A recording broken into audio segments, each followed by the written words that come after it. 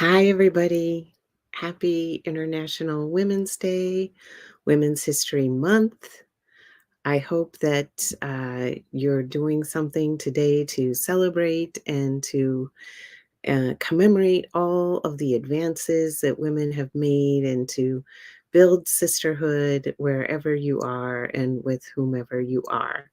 I just wanted to hop on and have a chat about Senator Katie Britt's speech last night following the State of the Union. It was the third year in a row that Republicans have selected a white woman to rebut the State of the Union.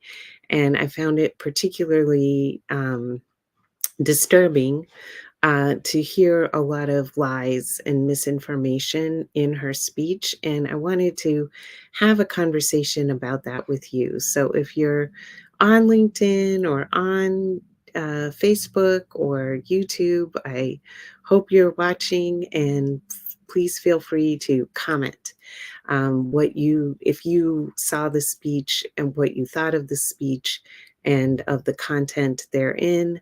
And you can post a comment here. But I wanted to go part by part. So she started off talking about how, as a mom, she ran for office because she's concerned that her kids will not have the same opportunities for the American dream that she had. And I found in that she was really appealing to a widespread sense among white women that our kids are harmed by affirmative action and by changes, diversity, equity, and inclusion practices. And I just want to say that white women, we are actually the main beneficiaries of diversity, equity, and inclusion. That if we did not have a civil rights movement, that is how we got um, protection from all forms of workplace discrimination, including sexual harassment in the workplace, was through the civil rights movement. And having opportunities, opening the door, making a level playing field so that all people can access opportunities does not in any way diminish the opportunities that are available to white people. It just opens the door so that everyone has access to those opportunities. We know that the main reason how people get employment is through their personal network. And so if a company is largely white and they're hiring white people who are friends of the people who work there or relatives, it just perpetuates this divide. So we have to break it up and we have to make sure everyone can access those opportunities. And that's what these programs are for. There's nothing to fear there.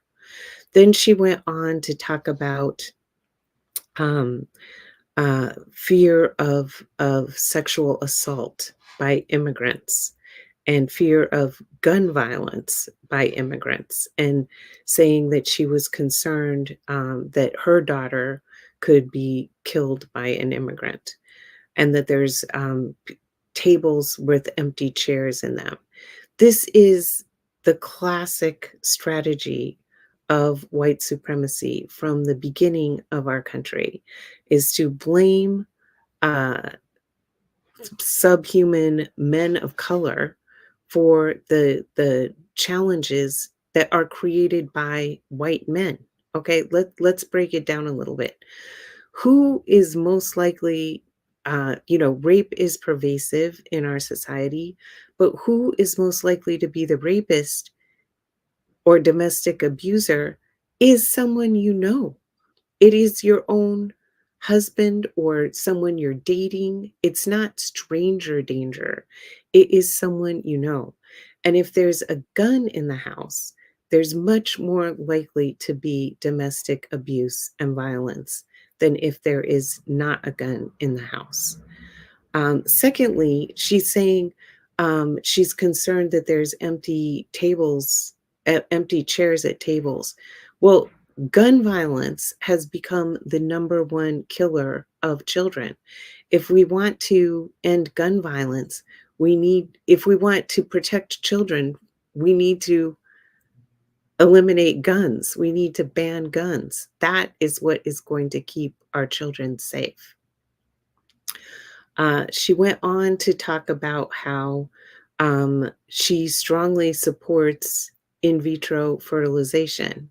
Well, it was members of your party, judges in your own state, Alabama, that just banned in vitro fertilization. So she is confusing the public by making it sound like, uh, that she supports in vitro fertilization while her own party is trying to eliminate it. I mean, they're trying to eliminate no fault divorce. They want women to basically be stuck in marriage. They're trying to eliminate uh, s- uh, marriage between gay couples. So there's so many different things going on that we need to be really, really clear. Look, women in the United States, we are losing our rights. We are losing our reproductive freedom. We are increasing violence against women. We are, younger millennial women are actually closing the wage gap with men. They're graduating at from college at higher rates than men. They're entering the professional workforce at higher rates than men. They're getting paid almost the same as men. But because homicide rates and suicide rates are so high among younger millennial women, their life expectancy is actually diminishing. So I'm not trying to be Debbie Downer or bring down International Women's Day. I just want to highlight that there are many, many dangerous things going on in our society right now for women, and none of those are caused by global majority people. They are caused by white people in positions of power who are trying to diminish women's power as a way to further consolidate their power. And so I ask all of us uh, to pay attention to what is happening, to unite with other women, to not blame the wrong people for our problems, to really understand what is the source of our problems, and to work together to collaboratively solve that.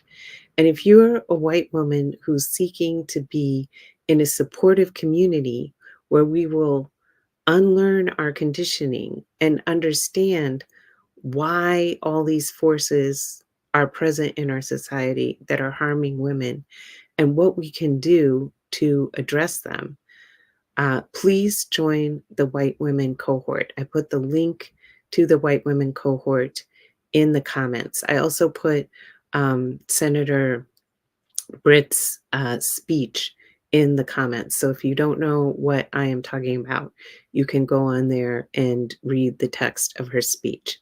But let's be clear, women, this is imperative that we unite across difference and we support one another.